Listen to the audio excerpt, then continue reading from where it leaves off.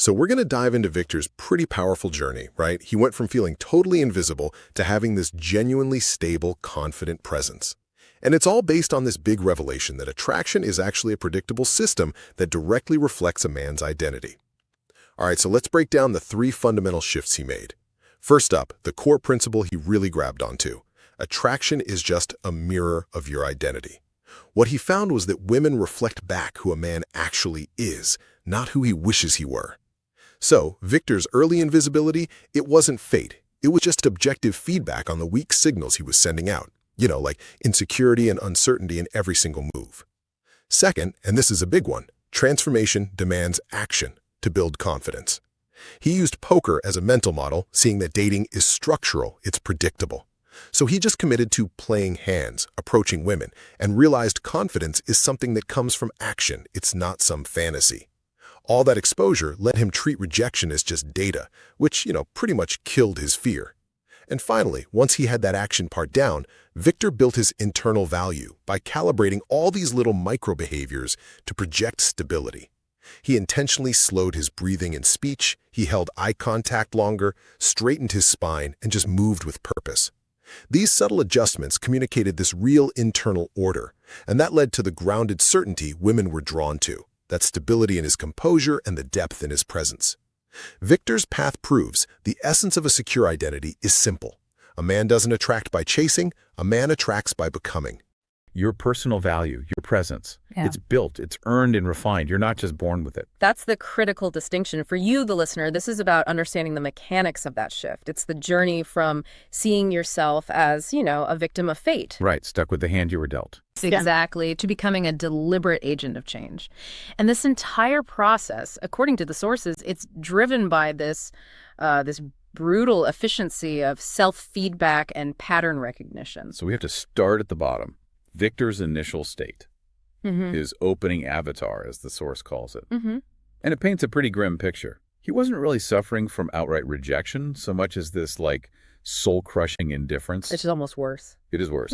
He moved through the world convinced he was born with a defective avatar, think insecurity, timid body language, just this generalized fear and silence.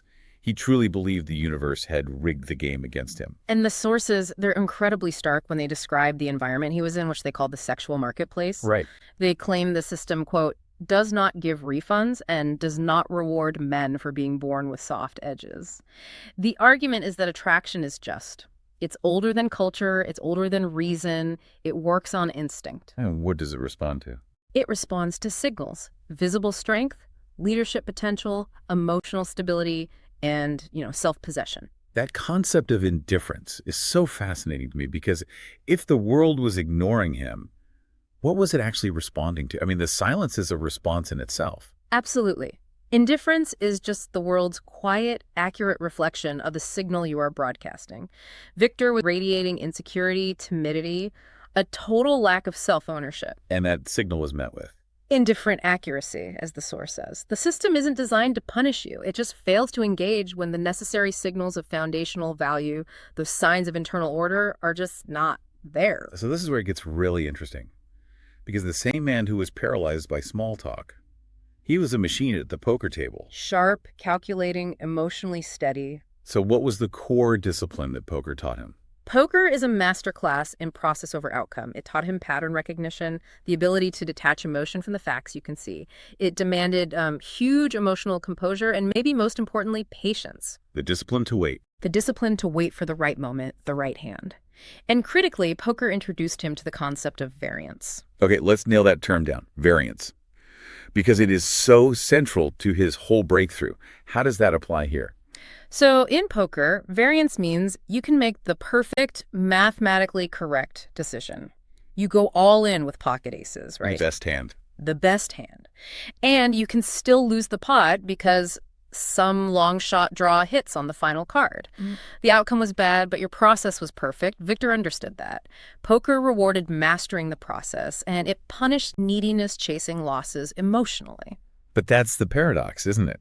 He could maintain that composure with thousands of dollars on the line, but a simple 10-second conversation with a woman could make him just physically shut down.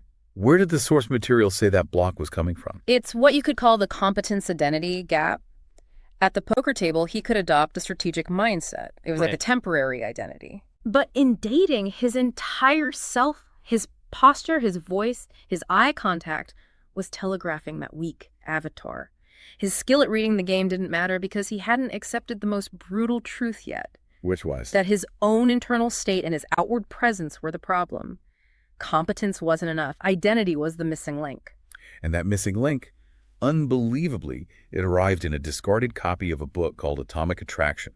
He found it in a community exchange box. Yeah. So summarize the core truth that book laid out, because this just completely blew his mind. The book was ruthless in its simplicity. It basically stated that attraction is biological. It's not charity. It's not a moral reward. It's not sympathy for your good intentions. So desire doesn't negotiate. Desire doesn't negotiate with philosophy, no. Biology doesn't bend to ideology. What women feel is compelling, the source argues, is shaped by a man's behavior, his posture, his presence. Wait, so is the source material suggesting that all the conventional dating wisdom, be a good person, wait for someone to see your inherent worth, is basically irrelevant in those first critical moments? That is precisely what it suggests. It forced Victor to stop focusing on the unfairness of the outcome and start focusing on the input, the signal he was sending. And this leads to the biggest realization, the one that rewired everything for him. Which is that attraction is a mirror. Attraction is a mirror of identity, yes. I want to stick with that mirror concept. How does that reflection actually happen? If he was insecure, what specific signals were women reflecting back that created that difference? They reflected his lack of investment back at him. When he approached, he'd be fidgety, his voice would be thin, his eye contact would be fleeting. Okay. So women, sensing that uncertainty, that lack of self-possession, they would match his energy with low investment. Short conversations, quick exits, they just lose interest. They were just broadcasting the signals he sent them right back at him. His invisibility wasn't fate, it was feedback. And the sources say this revelation brought him relief, not joy, which is It's so counterintuitive. We think of revelations as joyful. It was relief because it meant he wasn't defective. He wasn't fundamentally unworthy. He was simply uninformed. Ignorance can be cured. Ignorance can be cured, but destiny can't be changed. If attraction was structural and predictable, like poker, then it meant his failures followed patterns. And patterns can be learned and mastered. He had agency again. He wasn't a defective avatar. He was just missing information. And this clarity, it let him drop the whole victim identity. Since he saw attraction as a structured system, he knew he could master it. And since, this is key, value is not inherited, it is built, he had to change his identity because behavior follows identity, not hope. So this is the fusion moment. This is where he takes the intellectual mastery of poker and applies it to the emotional chaos of dating. He creates a blueprint. Right. What were the poker analogies that structured his path forward? It became a really clean operational framework for him. First, dating is poker. Second, approaching a woman is just playing a hand. Third, rejection is variance. Just data. It's just data on the outcome. It doesn't mean your process was wrong. And fourth, the biggest shift of all, confidence is an emergent property of action. It's not some prerequisite fantasy you have to wait for. He had been stuck waiting for courage to show up before he played the hand. But now he understood that courage wasn't the ingredient. It was the byproduct. Precisely. Poker taught him you win by getting in the arena, by taking on risk, regardless of the immediate result. So his new mantra was a realization. Action kills fear more efficiently than courage. He just decided to stop waiting for perfection and commit to volume, playing more hands to build skill through exposure. He was building evidence. He was building evidence of his own capability, yes. Okay, let's get into the mechanics. Yeah. To shift his identity, he had to change the signals. What were the small, actionable micro behaviors he focused on first? He started really minute. These weren't grand gestures. They were physiological adjustments to control his internal state. He deliberately slowed his breathing, which then slowed his speech. He forced himself to hold eye contact just a second longer than felt comfortable. He straightened his spine, adjusted his posture, focused on, expanding his chest. He moved with intention, no more fidgeting, and he worked on dropping his voice a level, anchoring it in his diaphragm. But isn't forcing micro behaviors like slowing speech, isn't that just performing confidence? Doesn't that risk coming off as, robotic or fake? That's the key distinction. Initially, yes, it feels mechanical. But he wasn't performing confidence. He was performing internal order. He was actively countering the neurological signals of fear. So he was practicing. He was practicing in low-stakes situations, ordering coffee, asking a stranger for directions. The goal wasn't to fool anyone. It was to build the muscle memory that signals stability. This deliberate focus on presence, plus rigorous physical training. It all tightened his physical and emotional frame. Define frame for us in this context. Think of frame as your internal boundaries, your emotional state. A weak frame gets shattered by external events. A rude comment, a woman looking away. A tight frame, which is what these microbehaviors built, communicates that he is anchored in himself. I'm stable. I am stable. I am in control of my own space. My value does not depend on your reaction. That's the signal. And the immediate results confirmed it. The world started shifting not because his circumstances changed, but because Victor's internal frame had solidified. People started noticing him. The reflection fundamentally changed. When he occupied space differently, people reacted to that new occupation. His evolution wasn't just theoretical anymore, it was tangible. He felt visible, not because he was screaming for attention, but because he was simply existing with a quiet authority he had built himself. This brings us to the final state, the emergence of internal gravity. The source describes him as standing taller, speaking slower, moving with intention. The goal was no longer to perform, it was to simply exist with this grounded certainty, this masculine quietness. And if we unpack internal gravity, it just means he wasn't trying to grab attention anymore. He was so complete and stable in his own space that others felt the pull of his composure. This quietness signals control, maturity, safety, but without softness. He wasn't looking for validation.